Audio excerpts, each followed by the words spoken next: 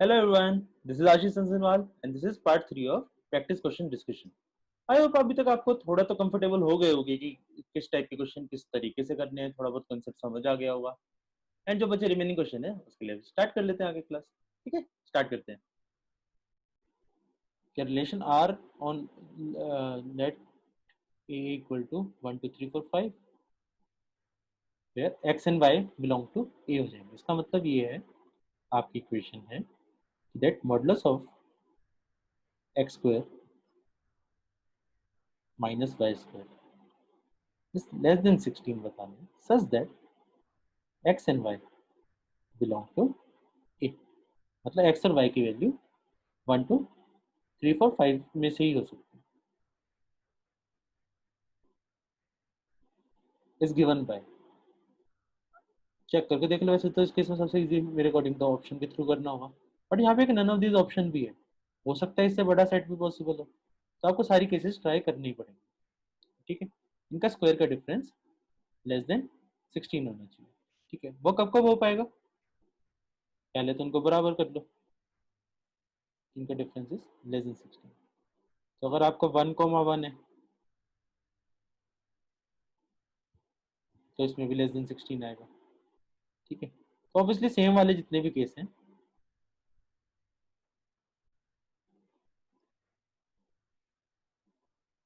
इन सारे केसेस में less than 16 तो हमारा आएगा।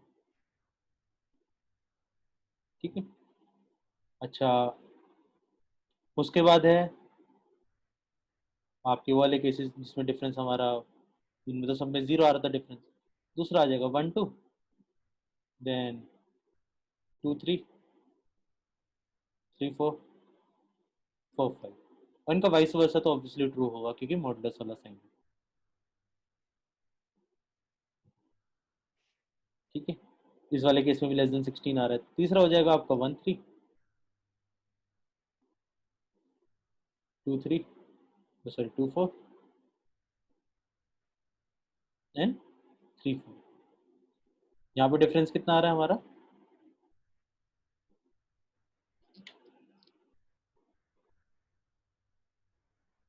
थ्री स्क्वायर 9 आ गया।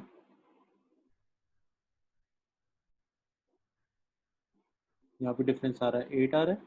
यहाँ पे आपका डिफरेंस आ रहा है 14 12 आ रहा है। और यहाँ पे डिफरेंस आ रहा है आपका 16 आ रहा है। ठीक है, ये वाला केस नहीं चाहिए था आपको। ठीक है, क्योंकि आपका लेस देन 16, तो ये सारे केसेस आपके रिक्वायर्ड केस हो जाएंगे।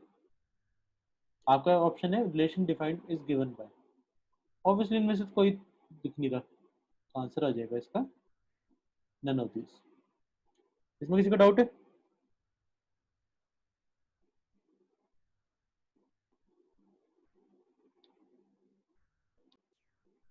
तो answer will be none of this.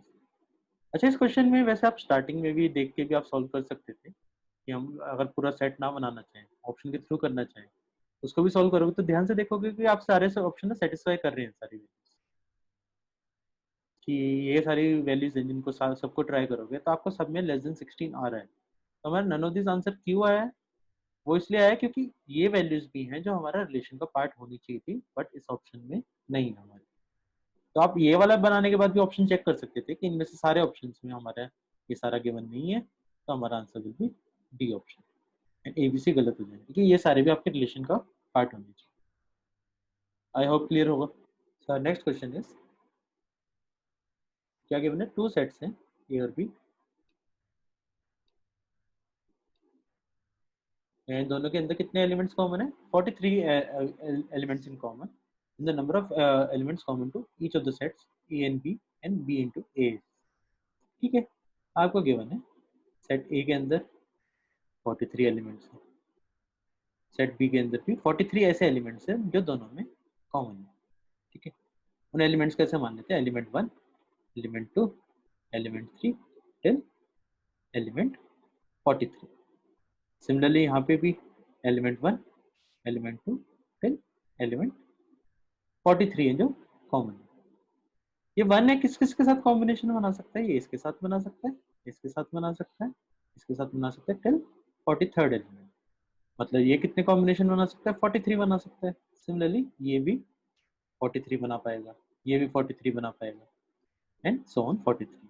मतलब आपके कितने केसेस बन गए? 43 इंटू 43। सो आंसर इज 43 का होल स्क्वायर। कौन सा ऑप्शन है हमारा? A option. तो आंसर इज ए ऑप्शन। अगर इस क्वेश्चन में अगर आपको एकदम से 43 वैल्यू से प्रॉब्लम आती है तो आप कोई छोटी वैल्यूज भी ट्राई कर सकते हो अपने मन के लिए। ट्राई कर लेते हैं। अगर ए एंड बी होता, अगर क्वेश्चन में होता 3 एलिमेंट्स कॉमन है, तो मान लो एलिमेंट्स को ए बी सी मान लो एंड ए बी सी मान लो। तो दोनों के ए इंटू बी और बी इंटू सी में कॉमन एलिमेंट्स क्या क्या आएंगे? वो आएंगे हमारे a b, a b, a c, ten c c. यहाँ तक हमारे एलिमेंट्स कॉमन है। ये कितने एलिमेंट्स हैं? ये आ जाते हैं हमारे 3 इंटू 3, मतलब 3 स्क्वायर। तो 3 एलिमेंट्स कॉमन थे तो 3 स्क्वायर है, 43 एलिमेंट्स था हमारा आंसर 43 स्क्वायर है, मतलब ए ऑप्शन। ठीक है, आई होप क्लियर होगा। नेक्स्ट देखते हैं क्या लिखा है। एक सेट ए है, is a comma b, where given है बी इज इक्वल टू, क्या गिवन है आपको? सेट गिवन, ए गिवन है a comma b, where b is equal to 2a minus 5। मतलब फर्स्ट एलिमेंट अगर आपका ए है, सेकंड एलिमेंट आपका 2a माइनस 5 है। ऐसे हमारा सेट लिखा हुआ है। आपका एक एलिमेंट लिखा है m कॉमा 5 लिखा है, दूसरा एलिमेंट लिखा है 6 कॉमा n लिखा है। आपको बताना है m और n की वैल्यू बतानी है। इसका मतलब अगर आप यहाँ पे m वैल्यू पुट करते हो, if a is equal to m, then 2a minus 5 आपको गिवन है 5 गिवन है। ठीक है, इसका मतलब आपको a कितना आ जाएगा? 2m minus 5 is equal to 5, 2m equal to 10, m equal to 5। m की वैल्यू तो आ रही है 5, तो ये था आपका 5 कॉमा 5। अब दूसरा क्या है, a की वैल्यू अगर 6 पुट करने में, 2a माइनस 5 आपका n के इक्विवेलेंट आ रहा है। So 12 minus 5 is equal to n, n is equal to 7। n की वैल्यू 7 आ गई, मतलब ये सेट है आपका 6,7। m की वैल्यू 5, n की वैल्यू 7। तो हमारा आंसर इज ए ऑप्शन। काफी सिंपल ऑप्शन क्वेश्चन था, इसमें तो आया अब दिमाग लगाने की जरूरत भी नहीं थी। सिंपल क्वेश्चन पढ़ना था, आइडेंटिफाई करना था, आपका आंसर आ जाएगा। ठीक है, इसमें डाउट है किसी को? नेक्स्ट देखते हैं।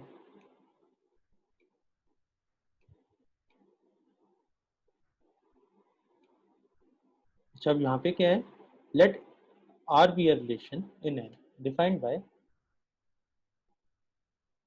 आर है आपका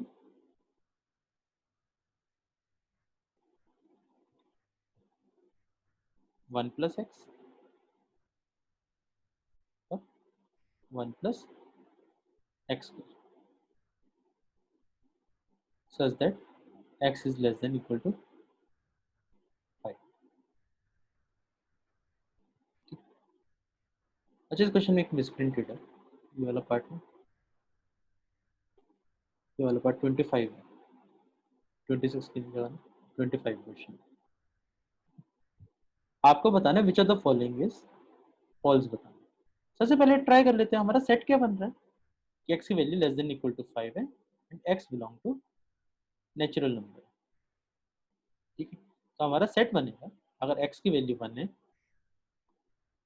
तो हमारा सेट बन जाएगा 2 comma 2।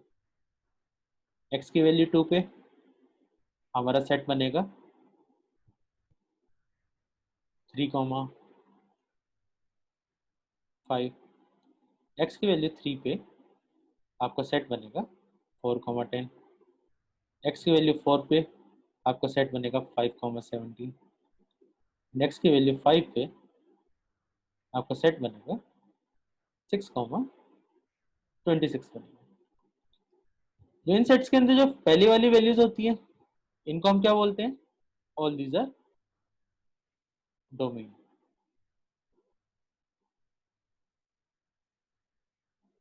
and all these values are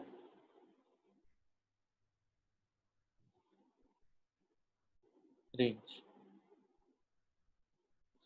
तो आपका क्या गिवन है, आपको बताना which of the following is false, सही नहीं बताना, गलत वाला बताना। आ रहा है आपका 2,2, 3,3, 4,4, 5,17, यहाँ तक तो सही था। 6,25 गिवन था, वो गलती से मिसप्रिंटेड है 26, 6,25 था, ठीक है। तो ऑब्वियसली ये वाला पार्ट गलत है, तो दिस इज फॉल्स। बाकी भी चेक कर लेते हैं। पहला है domain of R is equal to 2, 3, 4, 5, 6, सही बात है। दूसरा है रेंज ऑफ आर इज 2, 5, 10, 17, 26, सही बात है, अभी चेक की थी। डी ऑप्शन है B and C are true, ये वाली बात भी सही है। तो आपको फॉल्स बताना था, तो ये आंसर, ठीक है। आई होप क्लियर होगा ये वाला, ठीक है। नेक्स्ट देखते हैं। अब है आपका let R be a reflexive relation of a finite set A having n elements and there be m ordered pairs in R. Then R एक reflexive relation है finite set A, ठीक है। सेट A के अंदर n elements है।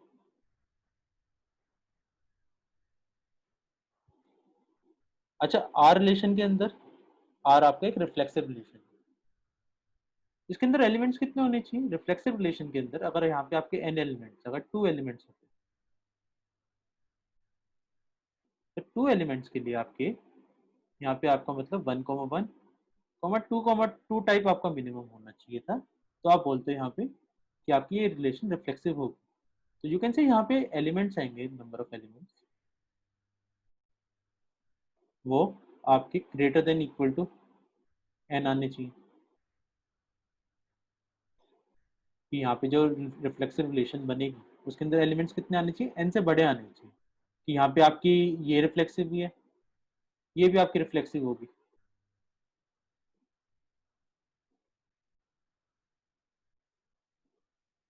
Similarly ये भी आपकी रिफ्लेक्सिव होगी,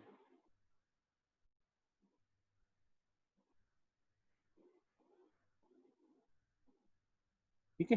बट इससे कम नहीं हो सकते कभी भी एलिमेंट, इससे कम हो जाएंगे तो रिफ्लेक्सिव नहीं रहेंगे। इसका मतलब number of elements in set A n elements, n elements में यहाँ पे ये वैल्यूज कितनी आएंगी, एन से लेके टोटल हमारे सेट आर के अंदर कितनी वैल्यूज हो सकती हैं, वो आ सकती है एम, ठीक है। तो यहाँ पे आप क्या बोलोगे, let M be ordered pairs in R, R के अंदर जितने भी ऑर्डर्ड पेयर्स हैं, तो एम की वैल्यू क्या होगी, M is greater than equal to N. यहाँ तक क्लियर है। एन की वैल्यू एम से ज्यादा तो कभी हो नहीं सकती, एम से कम होगी, ठीक है। यहाँ तक कोई डाउट किसी को भी?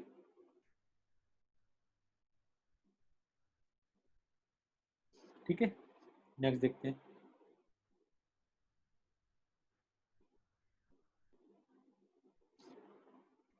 Let R be the real line. Consider the following subset of the plane R into R. Set S क्या है हमारा, y is equal to x plus 1, where x is equal to between 0 to 2.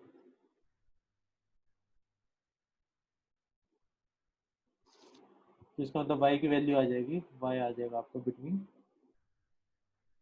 1 to 3 आ जाएगा, ठीक है। और set T है आपका x minus y is an integer,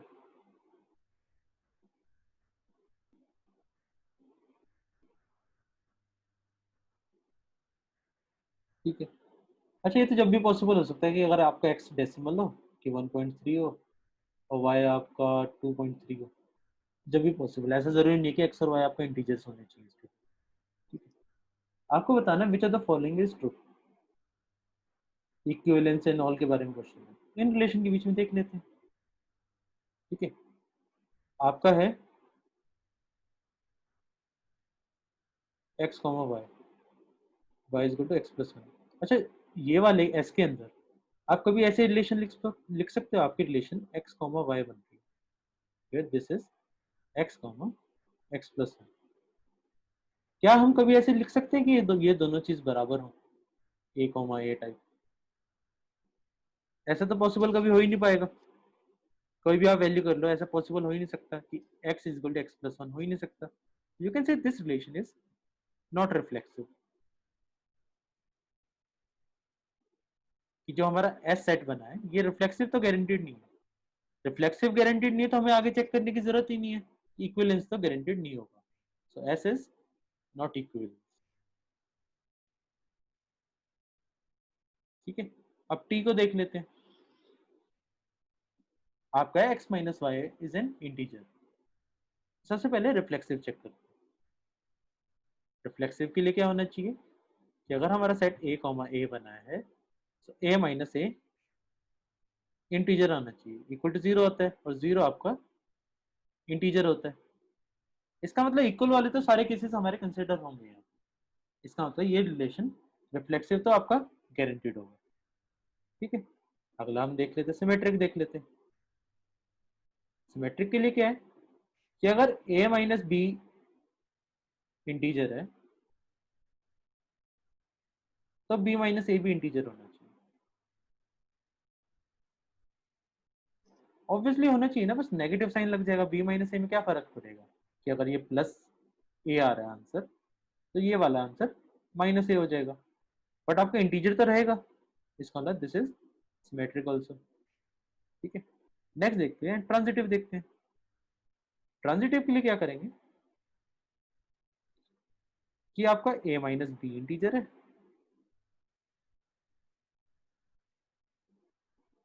b minus C integer है, तो आपका a माइनस सी भी इंटीजर होना चाहिए। अच्छा, इन दोनों को अगर मैं ऐड करता हूँ,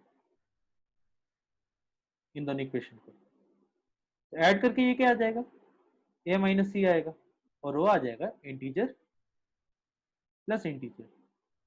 इंटीजर प्लस इंटीजर क्या आता है, इंटीजर ही आता है। इसका मतलब a माइनस बी अगर आपका इंटीजर है और b माइनस सी अगर आपका इंटीजर है तो a माइनस सी भी गारंटेड इंटीजर है, मतलब ये ट्रांजिटिव ही है। मतलब जो हमारा टी रिलेशन है वो आपका इक्विवेलेंस है। तो आपको बताना है, ऑप्शन है T is equivalence on R but S is not. हाँ पहले ही सही है, दूसरा क्या है, नीदर कोई भी नहीं है, बोथ हैं एस इक्विवेलेंस है। ठीक है, आंसर इज ए ऑप्शन कि टी इक्विवेलेंस है और एस आपका इक्विवेलेंस नहीं। आई होप क्लियर हो गया वो। एस के अंदर आपको ज्यादा चेक करने की जरूरत ही नहीं थी, वो रिफ्लेक्सिव ही नहीं था, तो बाकी चेक करने की हमें जरूरत ही नहीं। ठीक है, नेक्स्ट देखते हैं। अब है a is a set of even natural numbers less than 8। ठीक है, ए के अंदर एलिमेंट्स लिख लेते हैं। ए के अंदर एलिमेंट्स आने चाहिए 2, 4 एंड 6 आने चाहिए। उसके बाद सेट बी क्या गिवन है, B is set of prime numbers less than 7। Less than 7 prime number आते हैं 2, 3 और 5 आते हैं। Then number of relation from A to B. A to B मतलब ए क्रॉस बी पहले बनाना पड़ेगा। ए क्रॉस बी के अंदर कितने एलिमेंट्स होंगे, उसके अंदर एलिमेंट्स होंगे 3 into 3, that is equal to 9 elements. ठीक है, अच्छा अब आपको बताना है number of relation. Number of relation कितनी होती है,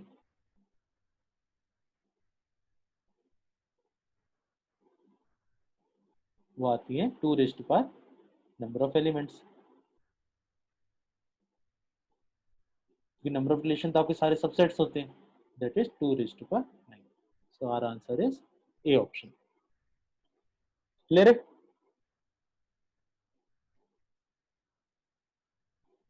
आई होप क्लियर होगा, सिंपल सा क्वेश्चन था। Late word W denotes words in English dictionary. ठीक है, उसमें एक वर्ड है,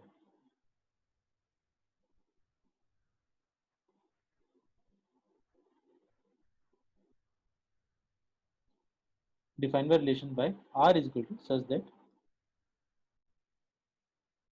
x comma y,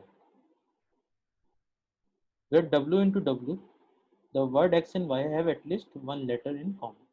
इसका मतलब ये रिलेशन कब बनेगा कि something is common, at least one letter is common. ठीक है, अब आपको चेक करना है इसके अंदर सिमेट्रिक, रिफ्लेक्सिव और ट्रांजिटिव चेक करना है। सबसे पहले सिमेट्रिक चेक, रिफ्लेक्सिव चेक करें। रिफ्लेक्सिव में क्या, कौन से केस आते हैं? इक्वल वाले केस। ठीक है, मान लेते ट्राई कर लेते हैं, जैसे कुछ भी वर्ड लिखा है, नाम क्या भी हो सकता है, जैसे फॉर एग्जाम्पल मेरा नाम ट्राई कर लेते हैं, ये आशीष कॉमा आशीष। ठीक है, इन दोनों केस में क्या है, आपके लेटर तो दोनों के अंदर कॉमन आ रहे हैं, आपके सारे लेटर कॉमन है, इसका मतलब ये वाला केस तो ट्रू होगा, ये तो हमारे रिलेशन का पार्ट होगा। सिमिलरली यहाँ पे आप कुछ भी लिखो, कि ए लिखो, ए लिखो, वो भी आपका कॉमन होगा, एटलीस्ट एक लेटर तो कॉमन होगा।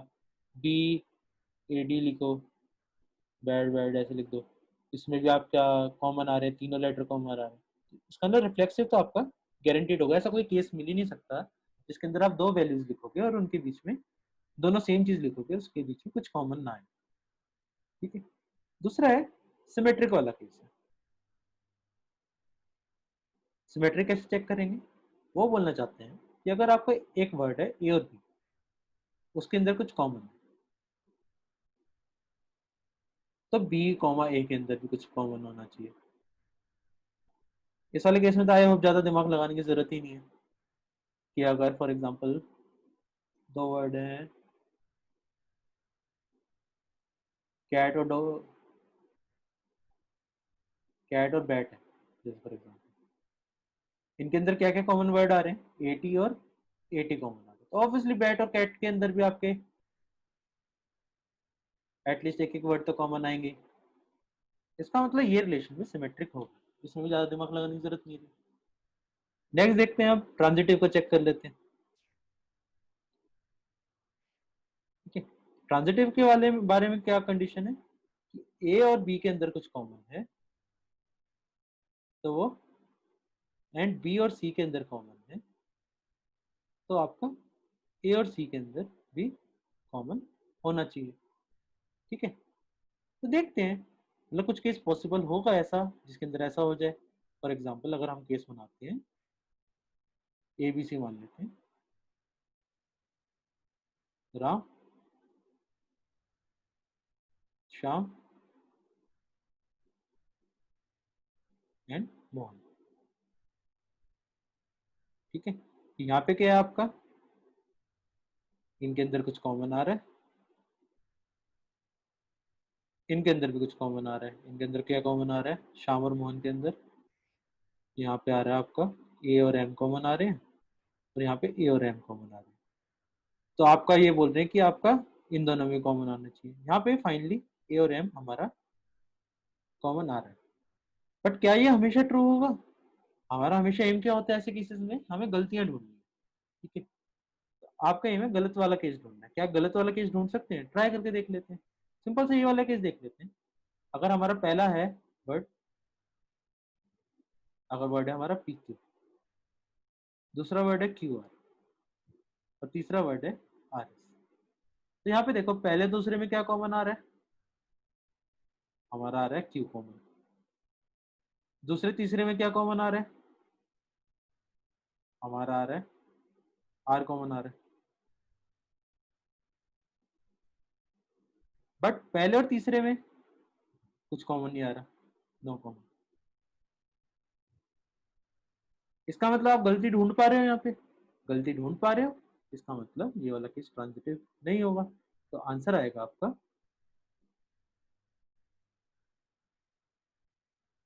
Not reflexive, sorry, reflexive, symmetric and not transitive, answer is D option. Clear है?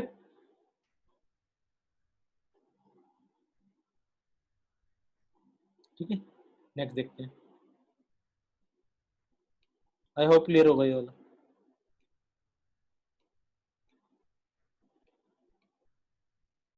given the number of relation on R is equal to AB BC, the set ABC, एक R given है, AB BC given है,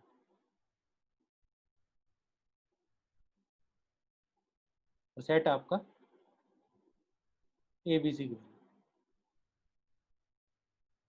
then the minimum number of ordered pairs which added to R make it an equivalence relation. Equivalence बनाना, equivalence के लिए सबसे पहले तो मेरे को रिफ्लेक्सिव बनानी पड़ेगी। तो रिफ्लेक्सिव के लिए मेरे को इस सेट में ए कॉमा ए, बी कॉमा बी और सी कॉमा सी तो ऐड करना ही पड़ेगा। ठीक है, उसके अलावा हमारे ये वाले तो बाय डिफॉल्ट लिखे ही हैं, a comma b and b comma c. यहाँ तक रिफ्लेक्सिव को तो कोई प्रॉब्लम नहीं है। ठीक है, अब प्रॉब्लम है सिमेट्रिक वाले को, प्रॉब्लम है सिमेट्रिक वाले को क्या चाहिए, इनका वाइस वर्सा, मतलब बी कॉमा ए भी चाहिए और यहाँ पे सी कॉमा बी भी चाहिए। ठीक है, आई होप यहाँ तक भी डाउट नहीं होगी। इसका ना यहाँ तक है, रिफ्लेक्सिव का काम तो खत्म हो गया, सॉरी सिमेट्रिक का, रिफ्लेक्सिव भी हो गया है, सिमेट्रिक भी हो गया है, इस वाली कंडीशन के लिए। अब देख लेते हैं ट्रांजिटिव के लिए। ट्रांजिटिव के लिए चेक कर लेते हैं वेदर ये ओरिजिनली आपका ट्रांजिटिव है या नहीं है। यहाँ तक तो हमें कोई प्रॉब्लम नहीं है, हमें क्या है, ए कॉमा बी है, बी कॉमा सी है, तो ए कॉमा सी भी प्रेजेंट होना चाहिए। ठीक है, ए कॉमा सी प्रेजेंट नहीं है, इसका मतलब ए कॉमा सी हमें ऐड करना पड़ेगा ये ट्रांजिटिव बनाने। ठीक है, देन आपका आपका इस वाले में अगर यहाँ देखें तो सी कॉमा बी है और आपका बी कॉमा ए भी है, इसका मतलब आपका सी कॉमा ए भी प्रेजेंट होना चाहिए। इसका मतलब एक और केस आएगा यहाँ पे, सी कॉमा ए आएगा जिसपे ये ट्रांजिटिव बनेगा। ठीक है, इन द एंड इसका मतलब मेरे सारे केसेस बन गए हैं एक दो के अलावा। ठीक है, इसका मतलब मैंने कितने केसेस ऐड करे हैं, टोटल ऐड करे हैं हमारे 7 cases.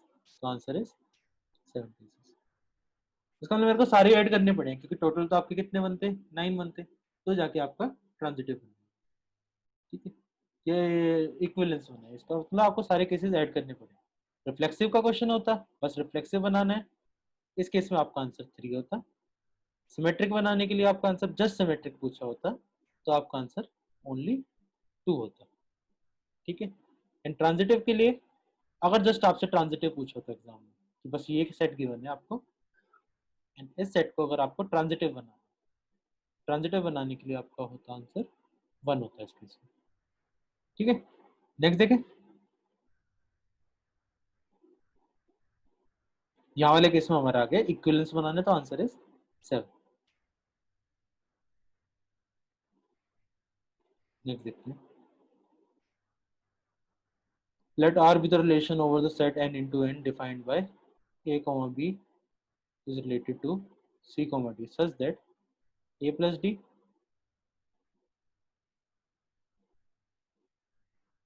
is equal to b plus c, or you can say a minus b is equal to c minus b। इसका मतलब आपको सेट कुछ ऐसे बना है कि यहाँ पे जो डिफरेंस आ रहा है रिलेटेड टू यहाँ पे जो डिफरेंस आएगा वैल्यूज का वो आपका सेम आना चाहिए। ठीक है, ऐसे हमारी रिलेशन है। तो सबसे पहले चेक करते हैं, यहाँ तक किसी को डाउट है, a माइनस बी मतलब पहला हमारा a कॉमा बी है और दूसरा सी कॉमा डी है, जो इनका डिफरेंस आ रहा है वो दोनों केस में सेम आना चाहिए। ऐसे हमारी रिलेशन ट्राई कर लेते हैं। अगर ए कॉमा बी की अगर वैल्यू हमारी ए आती है या पी आती है और दूसरे केस में भी पी आती है, इन दोनों का डिफरेंस, तो ऑब्वियसली ये रिलेशन हमारी सिमेट्रिक तो होगी कि दोनों केस में डिफरेंस सेम आ रहा है। ठीक है, या तो कोई डाउट? ठीक है, फिर दूसरा केस है आपका कि अगर आपका यहाँ पे डिफरेंस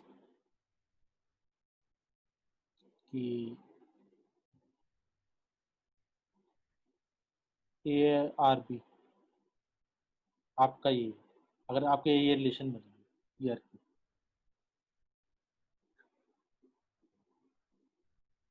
इसका मतलब ये कब आएगा, जब ये difference p equal to q आएगा।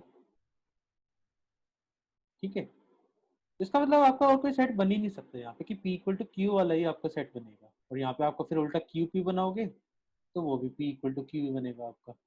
जब भी आपका ये रिलेशन सेटिस्फाई करेगा कि रिलेशन आपका क्या है, ये जो left hand side equal to right hand side आनी चाहिए इस रिलेशन की।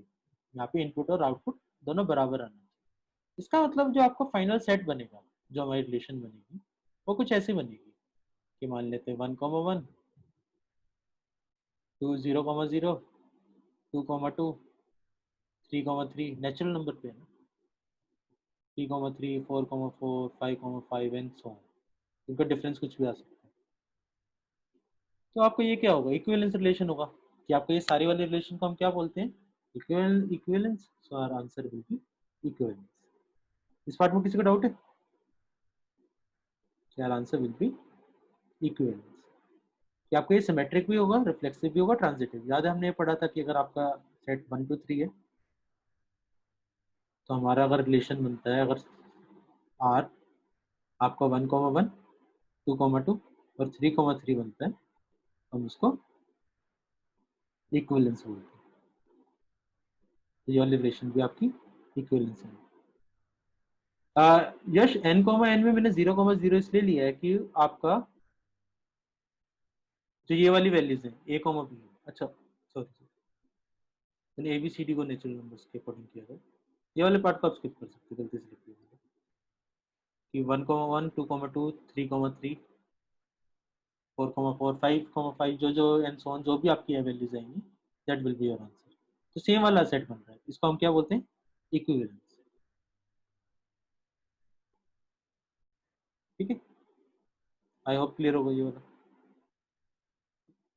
जैसे ये वाला है, इस वाले में अगर आपका भी तो which one of the following relation on R is an equivalence relation, obviously हमें ऑप्शन के थ्रू करना पड़ेगा।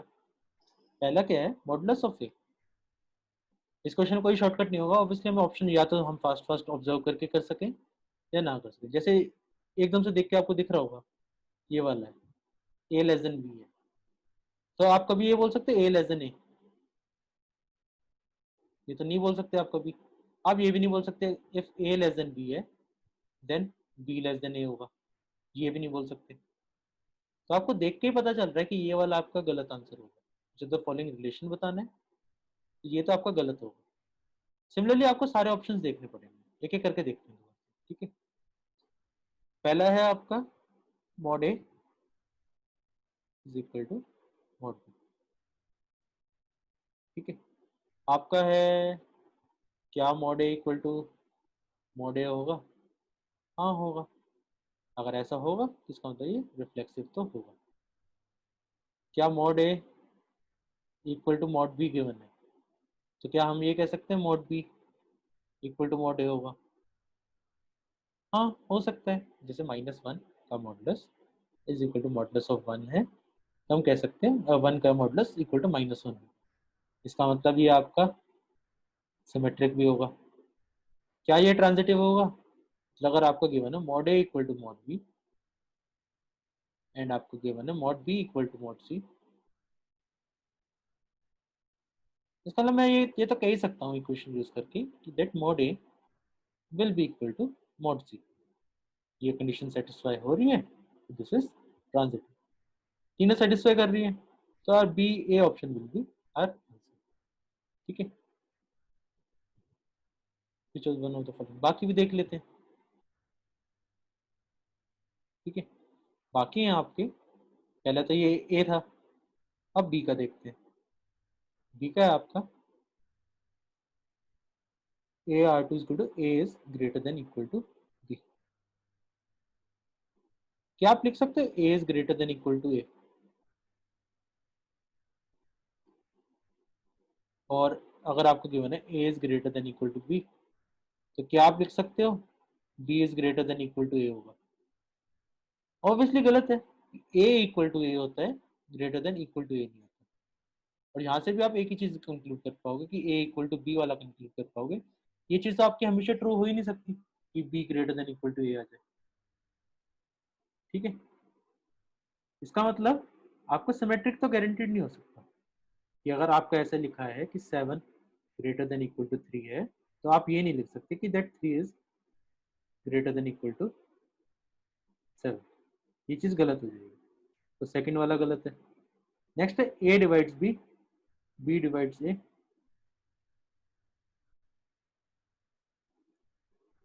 मेरा क्वेश्चन ही गलत है, नॉट एन इक्विवेलेंस रिलेशन बताना था, सारे इक्विवेलेंस आ रहे हैं I guess।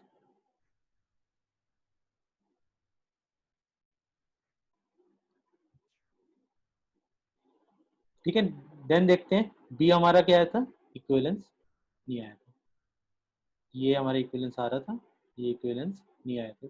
चेक कर लेते हैं सी, डी भी हम सी चेक कर लेते हैं, क्या ए को डिवाइड करेगा, हाँ करेगा, इसका मतलब रिफ्लेक्सिव तो है।